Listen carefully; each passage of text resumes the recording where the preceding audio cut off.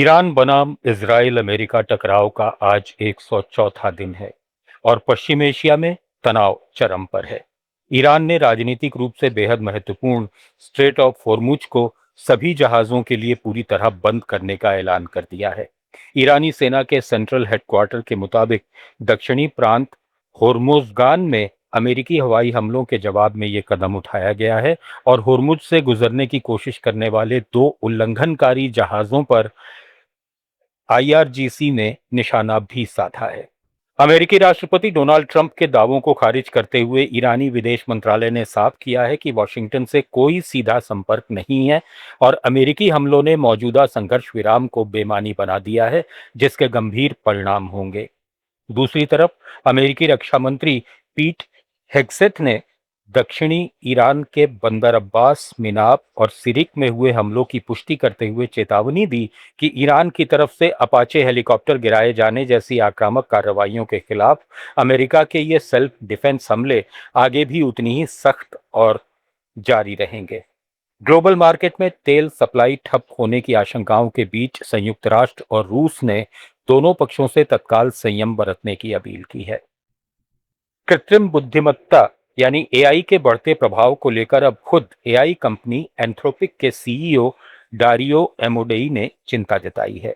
Bloomberg की एक documentary में उन्होंने कहा कि उन्हें डर है कि कहीं एआई के विकास ने कुछ गंभीर गलती ना हो जाए या ये इंसानी नियंत्रण से बाहर ना निकल जाए। एमोडेई का कहना है कि उनकी कंपनी एआई को सुरक्षित बनाए रखने की पूरी कोशिश कर रही है, लेकिन फिर भी जोखिम पूरी तरह खत्म नहीं हुए हैं। उन्होंने चेतावनी दी कि यदि एआई के सामाजिक प्रभावों को समय रहते नहीं समझा गया तो भविष्य में इसके विकास पर रोक लगाने की नौबत भी आ सकती है। उन्होंने ये भी कहा कि अगर कोई बड़ी और खतरनाक घटना होती है तो सरकारें एआई पर प्रतिबंध लगाने पर विचार कर सकती हैं। गौरतलब है कि डारियो एमोडेई पहले ओपन एआई में काम कर चुके हैं और अब उनकी कंपनी एंथ्रोपिक दुनिया की प्रमुख एआई कंपनियों में शामिल है। तुर्की के राष्ट्रपति रेचेप तैयप एर्दोगन ने भारत के 3 मौजूदा दोस्तों इजराइल, ग्रीस और साइप्रस को एक साथ सख्त चेतावनी दी है। पूर्वी भूमध्य सागर में आग लगाने की किसी भी कोशिश पर एर्दोगन ने कहा कि इसके अंजाम बेहद बुरे होंगे। उन्होंने बिना नाम लिए इन 3 देशों पर आरोप लगाया कि वे साइप्रस द्वीप और क्षेत्रीय समुद्री अधिकारों को लेकर तुर्की और उत्तरी साइप्रस के हितों को नुकसान पहुंचाने की कोशिश कर रहे हैं। एर्दोगन ने सोशल मीडिया पर कहा कि अंतर्राष्ट्रीय समुदाय की चुप्पी से इजराइल का हौसला बढ़ गया है और वो अहंकारपूर्ण तरीके से काम कर रहा है, जिससे क्षेत्रीय शांति और स्थिरता को खतरा पैदा हो रहा है। तुर्की इन घटनाक्रमों पर नजर रख रहा है और अगर उसके या तुर्की साइप्रस के लोगों के अधिकारों पर कोई हमला हुआ तो जवाब बहुत सख्त और स्पष्ट होगा। अमेरिकी prop tech company open door ने भारत में अपने ऑपरेशंस बंद करने का फैसला किया है। कंपनी के सीईओ काज नेजालियान के अनुसार अमेरिका में मौजूद ग्राहकों के करीब काम करने के लिए भारत में मौजूद करीब 250 कर्मचारियों की भूमिकाओं को अमेरिका शिफ्ट किया जा रहा है।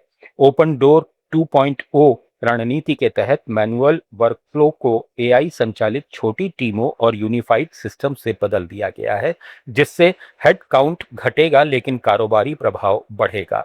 प्रभावित कर्मचारियों को severance package, out placement support और ट्रांजिशन मदद दी जाएगी। म्यांमार से जुड़े अंतर्राष्ट्रीय अपराधों की भारत में जांच तेज हो गई है। मिजोरम म्यांमार बॉर्डर पर ड्रग तस्करी कॉरिडोर पर नजर रखते हुए प्रवर्तन निदेशालय ने मिजोरम, त्रिपुरा और पश्चिम बंगाल में छापेमारी की, जिसमें 142 करोड़ रुपए से ज्यादा के अपराधी आय का पता चला है। साथ ही एनआईए ने म्यांमार में जातीय सशस्त्र समूहों को ड्रोन युद्ध संचालन और जामिंग की ट्रेनिंग देने के मामले में 1 अमेरिकी और 6 यूक्रेनी नागरिकों के वॉयस सैंपल लेने की अनुमति मांगी है, जो पर्यटक वीजा पर भारत आए थे। ग्लोबल न्यूज में फिलहाल इतना ही। जुड़े रहिए लेट्स माइक के साथ। आप सुन रहे थे let's mic more than radio. Follow कीजिए हमें हमारे सोशल मीडिया प्लेटफॉर्म्स पर। आप सुन रहे थे let's mic more than radio. Follow कीजिए हमें हमारे सोशल मीडिया प्लेटफॉर्म